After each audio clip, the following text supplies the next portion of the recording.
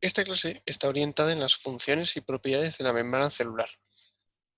Se verá la composición de la membrana plasmática y su estructura según el modelo de mosaico fluido. Además, veremos también la permeabilidad de la membrana y los procesos de transporte abordando el concepto de gradiente y los movimientos a favor y en contra de gradiente.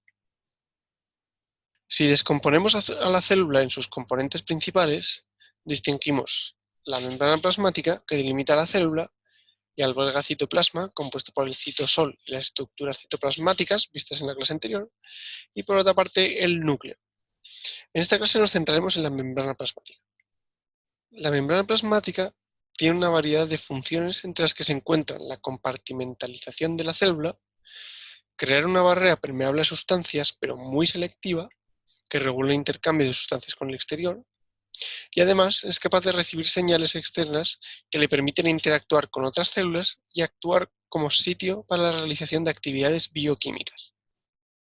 El modelo actual que explica la estructura y funcionamiento de la membrana plasmática se denomina modelo de mosaico fluido. Este modelo fue propuesto por Singer y Nicholson en 1972. El nombre proviene de la estructura de muchas piezas a modo de mosaico que crean los fosfolípidos y el resto de componentes, y a la capacidad plástica de la membrana, que hace que no sea una estructura rígida. El armazón principal está determinado por una bicapa lipídica formada por fosfolípidos junto con proteínas y glúcidos. Insertas en esta bicapa lipídica se encuentran las proteínas. Estas proteínas pueden insertarse hacia el exterior, hacia el interior o atravesar toda la bicapa, siendo estas conocidas como proteínas integrales. También existen proteínas que rodean la membrana sin estar insertas, denominadas proteínas periféricas. Además de fosfolípidos y proteínas, la membrana contiene colesterol. El colesterol se ubica entre los fosfolípidos y se encarga de regular la fluidez de la membrana. El último componente son los glúcidos. Los glúcidos se encuentran anclados a los fosfolípidos, llamándose entonces glucolípidos, o bien a las proteínas, conformando una glucoproteína. Los glúcidos se ubican hacia el exterior de la membrana y tienen funciones de señalización, es decir, proporcionan información para el reconocimiento entre células y el reconocimiento a otras sustancias. A continuación veremos en detalle cada uno de estos componentes. Los fosfolípidos son sustancias anfipáticas, es decir, poseen una región polar y otra apolar. Las cabezas polares son hidrofílicas, por lo que se colocan hacia el interior y exterior de la membrana en contacto con el medio extracelular y con el medio intracelular, mientras que las colas apolares y por tanto hidrofóbicas se colocan hacia el interior de la bicapa. Los fosfolípidos poseen la capacidad de moverse de posición, lo que confiere a la membrana la propiedad de la fluidez. Los fosfolípidos pueden moverse de manera lateral, pueden rotar, incluso pueden realizar un movimiento vertical poco frecuente conocido como flip-flop. Existen varios factores que determinan la fluidez de la membrana. La fluidez de la membrana puede variar con la composición química de sus componentes.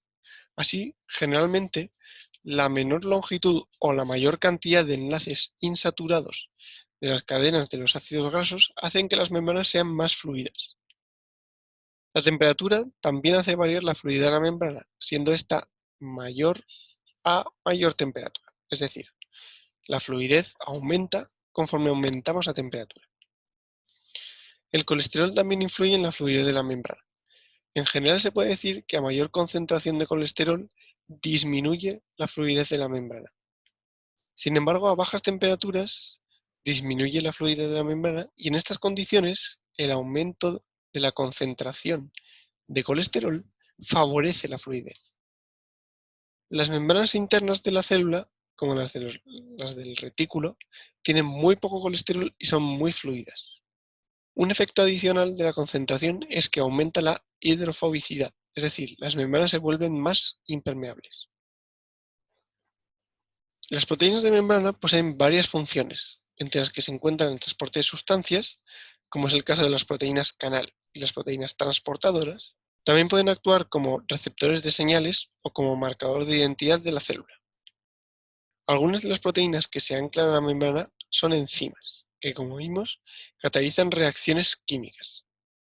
Otras tienen función estructural, aumentando rigidez a la célula o uniéndola con células vecinas. El conjunto de glucolípidos y glucoproteínas forma el glucocáliz, una cubierta celular que se halla en la superficie externa de la membrana plasmática. El glucocáliz tiene una función de reconocimiento celular y podríamos asemejarlo al root de la célula, permitiendo que ésta sea reconocida. Cuando dos células se reconocen, lo hacen poniendo en contacto sus glúcidos del glucocáliz. Una de las funciones principales de la membrana es la de ejercer funciones de transporte de sustancias. Para explicar estos procesos es importante entender el concepto de gradiente de concentración. Un gradiente es una variación de una condición entre dos puntos. Por ejemplo, si en un vaso de agua la parte superior está caliente y la interior fría, tenemos un gradiente de temperatura. Un gradiente de concentración es, por tanto, una diferencia de concentración entre dos puntos.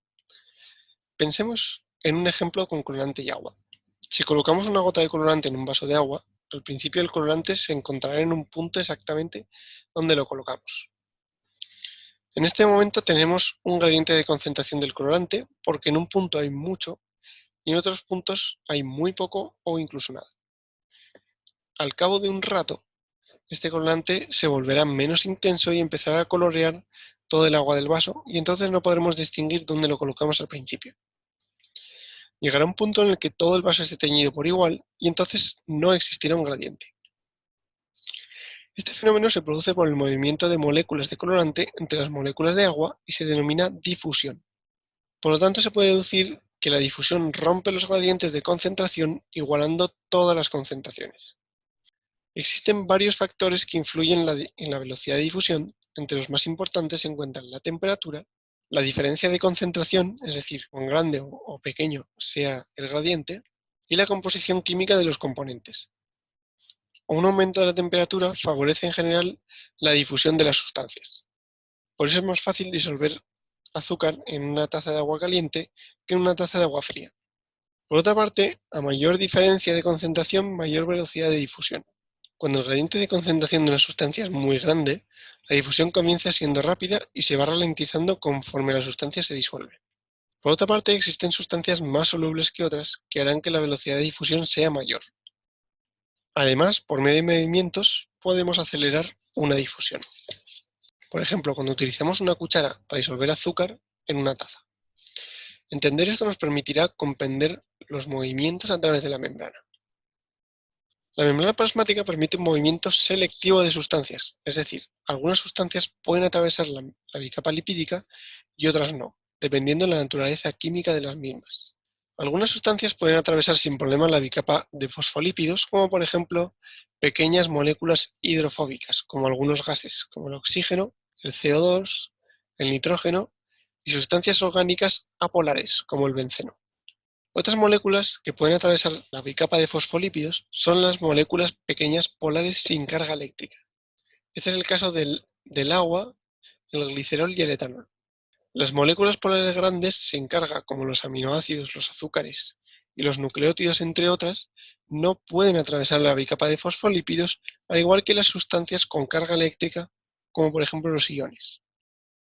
Esto se explica debido al carácter apolar del interior de la bicapa lipídica, que hace que repela las cargas eléctricas.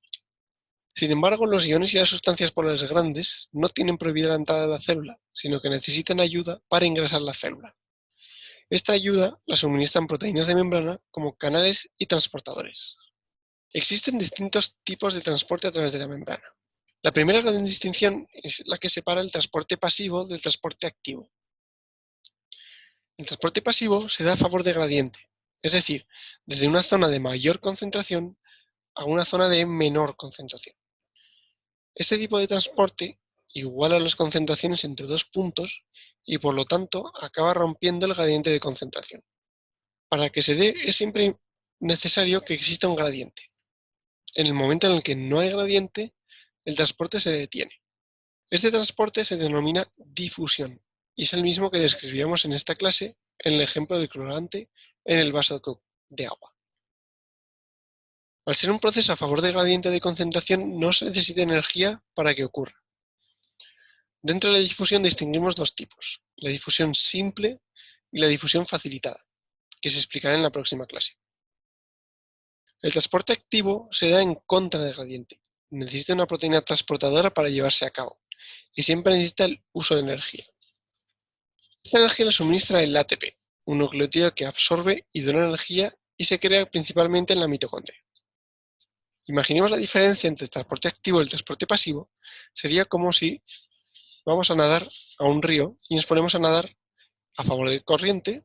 Va a ser muy sencillo, prácticamente no tendremos que utilizar, no tenemos que mover nuestros brazos, no tenemos que utilizar prácticamente energía, pero si queremos ir en contra de la corriente, tendremos que utilizar mucha energía y mucha fuerza. Pues bien, eso es lo mismo que sucede en el transporte pasivo, en que de forma natural las sustancias tienden a moverse, mientras que en el transporte activo ocurre al contrario. De forma natural tendrían a no moverse y entonces en este transporte necesita el uso de energía. Las proteínas que realizan un transporte activo se denominan bombas y, al contrario que en el fenómeno de difusión, son capaces de crear gradientes entre el interior y el exterior de la célula. Es decir, así como en el transporte pasivo es necesario que exista previamente un gradiente, en el transporte activo podemos crear ese gradiente, esa diferencia de concentración. En esta clase hemos visto las funciones y propiedades de la membrana celular. Se vio la composición de la membrana plasmática y su estructura según el modelo de mosaico fluido, así como la permeabilidad de membrana y los procesos de transporte, abordando el concepto de gradiente y los movimientos a favor y en contra del gradiente.